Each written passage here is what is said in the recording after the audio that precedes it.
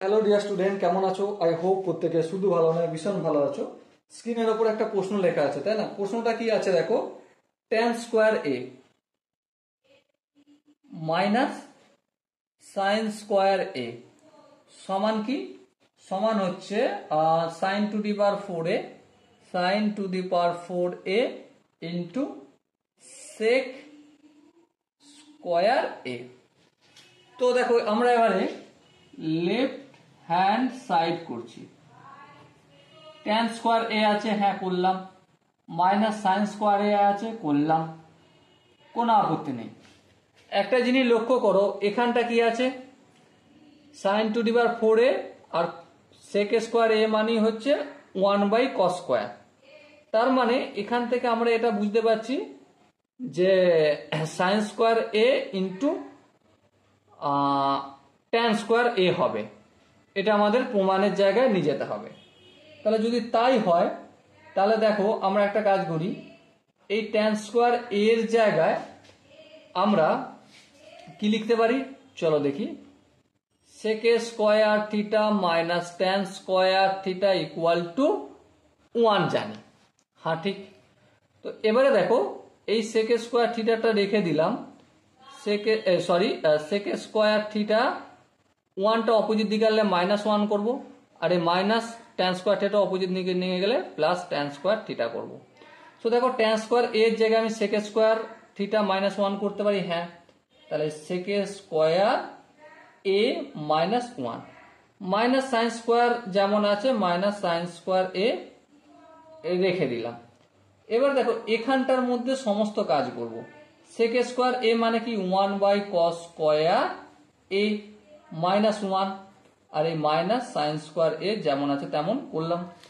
এবার দেখো এখানটা এলসিএম টেলসিএম যদি ছোটখাটো করে করি তাহলে কি পাবো? cos স্কোয়ার এ, এখানটা 1 minus cos square a minus sine square এ যেমন আছে তেমন থাকলো।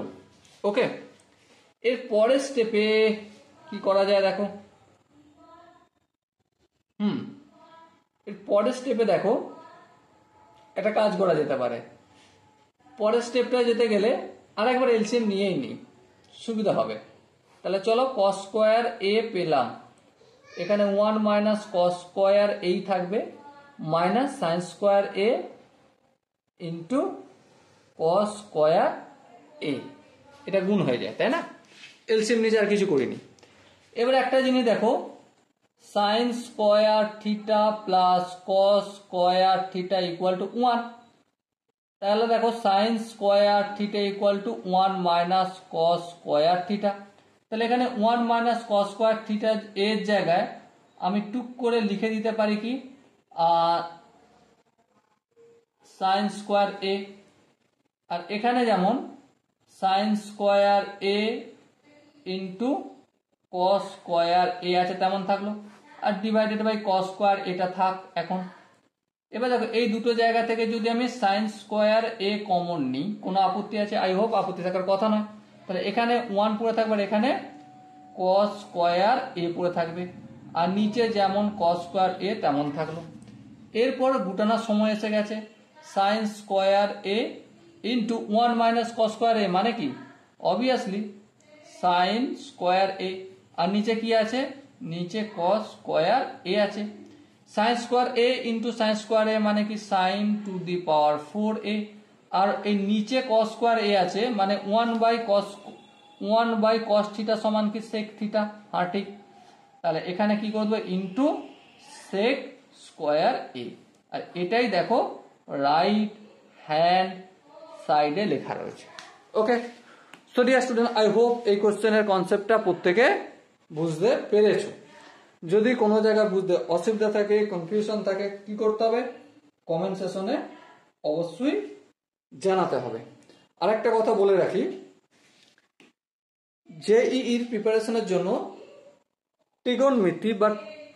ত্রিকোণমিতির সমস্ত প্রশ্ন, সেটা এসএল লোনির বই থেকে হোক, অথবা সিনগেজ পাবলিকেশনের বই থেকে হোক, অথবা আরিহ্যান্ড পাবলিকেশনের বই থেকে হোক, অথবা ব্ল্যাক বুক থেকে হোক, অথবা POIQ থেকে হোক, সব একটা একটা কোশ্চেন আমি একটা একটা ভিডিওতে বানিয়ে ছাড়বো। ওকে, তো যদি মনে হয় যে এই চ্যানেলটা সাবস্ক্রাইব করে প্রতিটা কোশ্চেন সাথে সাথে ডিপিপিও থাকবে, বিভিন্ন রিনাউন্ড যে ইনস্টিটিউট আছে সেখানে ডিপিপি থাকবে, ওকে। তো সমস্ত কোশ্চেন যদি আমার সাথে আলোচনা করতে হয়, ডিসকাস করতে হয়, তো অবশ্যই চ্যানেলটা সাবস্ক্রাইব করে রাখতে পারো, কারণ প্রতিটা কোশ্চেনের সলিউশন সবার আগে তোমার কাছে পৌঁছে যাবে, ওকে। সো ডিয়ার স্টুডেন্ট, দেখা হচ্ছে নেক্সট ভিডিওতে।